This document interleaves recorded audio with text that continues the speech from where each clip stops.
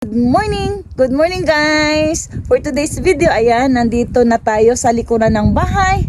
Ayan, dito na tayo mag-harvest ng ating black beans. At syempre, ayun, si Dana nauna na. Ayan, puntahan natin. Ito yung pinakamalaki naming black beans na tinanim dito sa likuran ng bahay. At kung dito naman tayo titingin, ayan, nandyan yung ating mga palayan. Ayan, standby muna sila dahil by May, ayan, May or June, magtatanim na tayo ng ating palay. Pero mauna muna tayo sa pagpagawa ng mga binhi. At syempre, unahin muna natin tong ating black beans. Ito na yung panghuli naming harvest dito sa likuran ng bahay. Ayan. Si Dana. Ayan. Medyo umaga kami nagsimula dito at maaga pa naman ngayon at hindi pa tayo aakyat para mananghalian. Kaya so far, ayan, magtatawag muna tayo dito.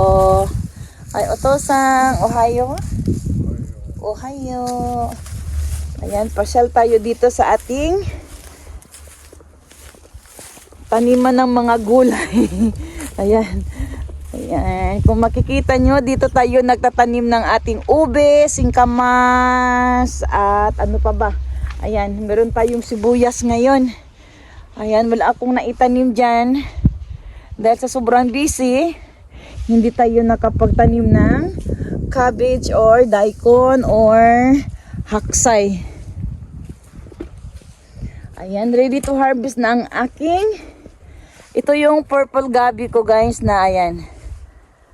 Ready to harvest na yan. I-harvest natin yan kung may oras tayo ngayon. At ito yung lemongrass ko. Lemongrass. At ito tatanggalin na natin to guys. Ito yung napagbinhi tayo ng singkamas. Ito yung buto niya. Ayan, tatanggalin na natin to. Ayan, wala tayong pwedeng gagawin pa dito dahil unahin muna. Ay, ito singkamas ko guys. Singkamas. Meron tayong singkamas. Singkamas. Maliit na kabutsa. Ito yung purple gabi. Ay, mamaya harvest tayo nito. Patulong tayo kay Dana para makapag-harvest tayo ng ating purple gabi. Ayan. Okay. At ito yung singkamas na hindi ko na na-harvest guys. Sayang. Ayan. Wala na siyang silbi. I-harvest na natin to. Sayang, meron pa naman sanang iilan na hindi ko na-harvest dahil wala na akong oras. Nakapanghihinayan, sayang. Okay, at hopefully this year makapagtanim ulit tayo ng ube at saka singkamas. Para meron ulit tayo mapasayang mga customer. At meron na rin mga iilan na nakapag-reserve na.